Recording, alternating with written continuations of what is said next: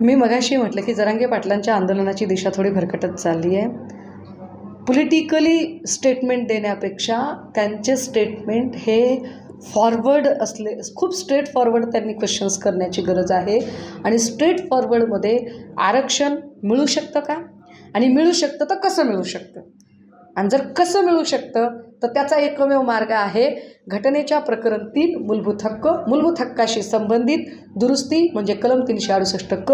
कलम 368 क म्हणजे स्पेशल मेजॉरिटी, म्हणजे 272पेक्षा जास्त खासदारांचं बहुमत, आणि ते बहुमत भाजपाकडे आहे आणि भाजपाने ते द्यावं.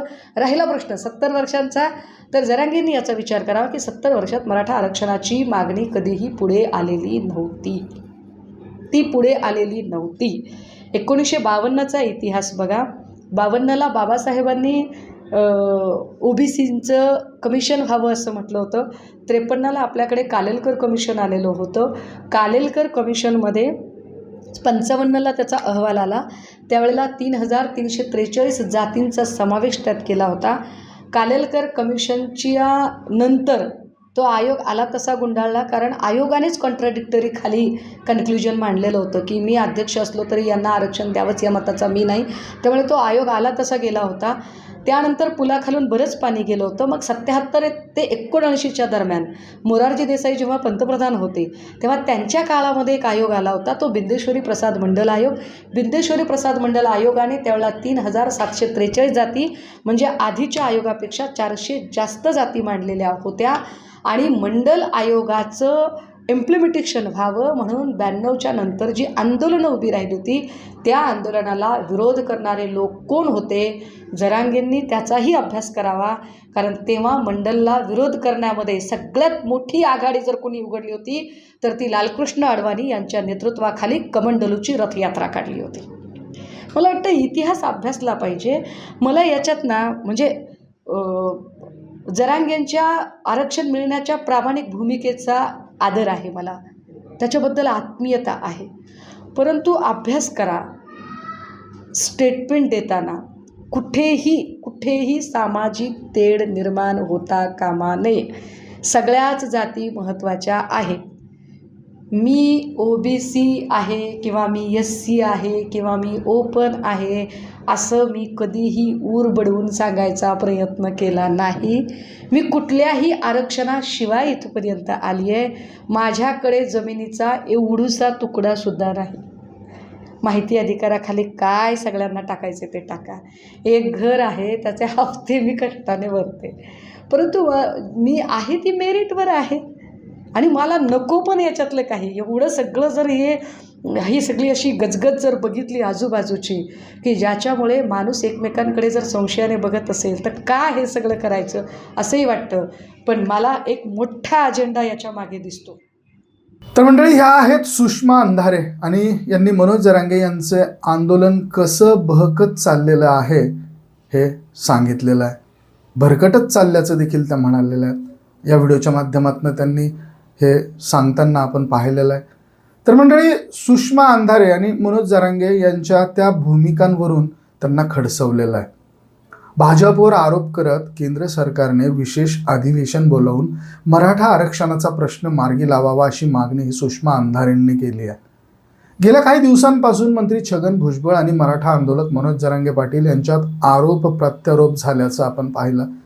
आणि यावरून ठाकरे गटाच्या उपनेत्या सुषमा अंधारे यांनी जरांगे पाटलांना खडसावलेलं आहे. जरांगे पाटलांची भूमिका पाहून त्यांचं आरक्षणावरील लक्ष विचलित होत चालल्याचं दिसत आहे असं त्या म्हणतात. त्या पुढे असं म्हणतात की व्यक्तिगत टीका टिप्पणी करणं त्यांना शोभत नाही. अशा शब्दांमध्ये सुषमा अंधारेंनी जरांगे पाटलांना सुनावलेलं आहे. त्यावेळेस TV9 या वृत्तवाहिनीशी बोलत होत्या आणि त्यानंतरचा व्हिडिओ त्यांचा वैयक्तिक आहे. सुषमा अंधारे म्हणाल्यात की जरांगे पाटील हे सुरुवातीला आरक्षणासाठी लढत असल्याचं निश्चित वाटत होतं, पण अलीकडे त्यांची भूमिका पाहून आरक्षणावरील लक्ष विचलित झाल्याचं वाटतं आहे. त्यांनी व्यक्तिगत टीका टिप्पणी करणं त्यांना शोभत नाही. सभेसाठी 150 एकर मोसंबीची बाग तोडली जाते. एकीकडे मागास सांगायचं आणि जरांगे आडनावाबरोबर पाटील लावायचं, आर्थिक मागास असल्याचं बोलायचं आणि दुसरीकडे 100 JCBने फुलांची उधळण करायची. आमच्याकडे काहीच नाही बोलायचं आणि सभेसाठी 150 एकर मोसंबीची बाग तोडायची असं म्हणत सुषमा अंधारेंनी टीका केलेली आहे. विधिमंडळाने एक ठराव पास करून केंद्र सरकारकडे पाठवावा. ओबीसी आरक्षणाला धक्का न लावता मराठा समाजाला आरक्षण मिळालं पाहिजे. यातून केंद्र सरकारच मार्ग काढू शकतं. विधिमंडळाने एक ठराव पास करून केंद्र सरकारकडे पाठवावा. केंद्र सरकारने विशेष अधिवेशन बोलावून मराठा आरक्षणाचा प्रश्न मार्गी लावावा आणि अशी मागणी यावेळेस सुषमा अंधारे यांनी केलेली आहे. भाजपाला आरक्षण द्यायचं नाही, पण केंद्र आणि राज्यातील भाजपा भांडण लावण्याचं काम करत आहेत.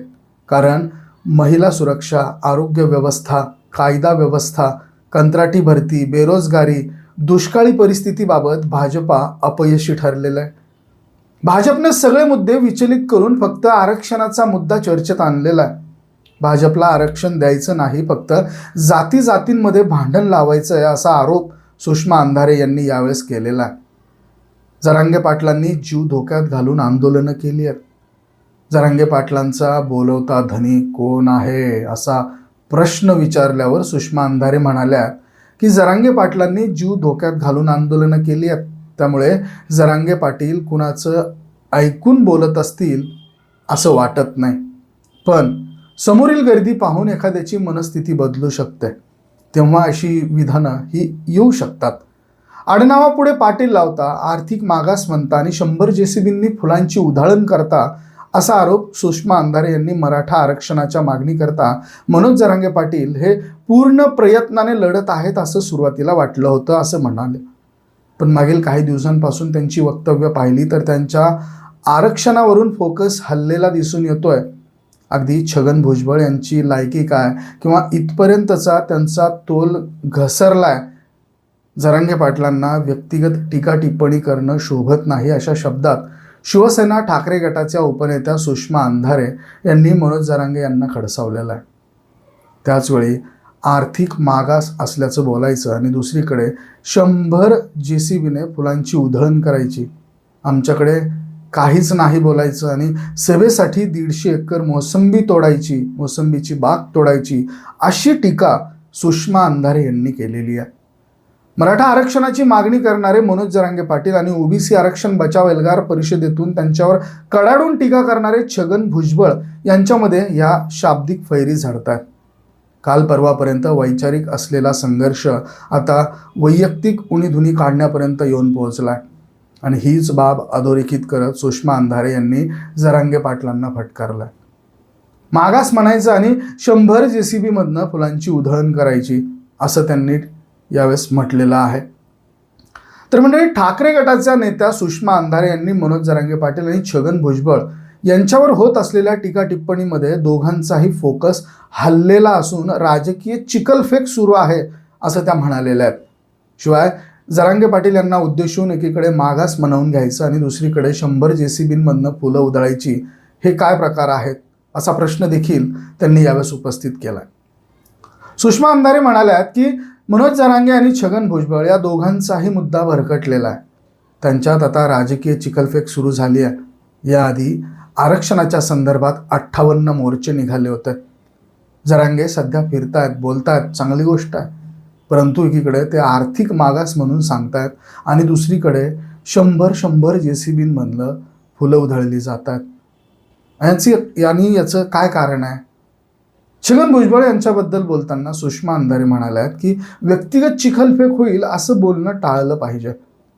भुजबळ एवढं बोलत असतील तर ते उपमुख्यमंत्री अजित पवार, मुख्यमंत्री एकनाथ शिंदे यांचं नेतृत्व कसं स्वीकार करतात?